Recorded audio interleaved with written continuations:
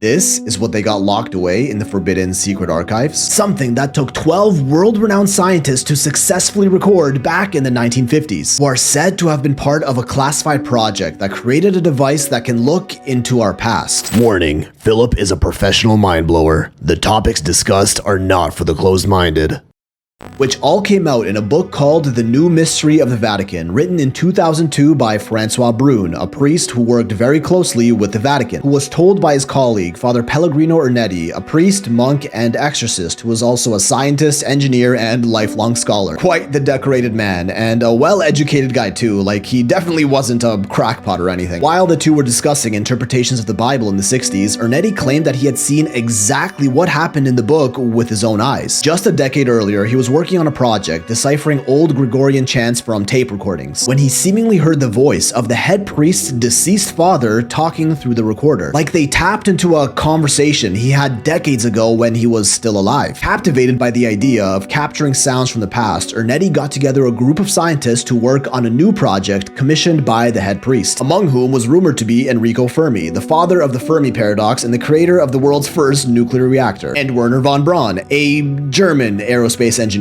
poached by the US who ended up as a key director during the foundation of NASA. Once again, quite well-educated individuals. Together, they worked on a machine called the Chronovisor, capable of harnessing electromagnetic sound and light waves emitted from the past, and convert those signals into pictures and audio on a cathode ray monitor that allowed us to view the past on a TV screen. According to this work, light and sound continue to exist as residual energy long after the events that produce those lights and sounds have happened. And if we can somehow capture those waves and rearrange them in the sequence that they happened in, we can literally watch the past. Sounds impossible, right? Well, you actually kind of have your own version of a chronovisor at home that you use every single day.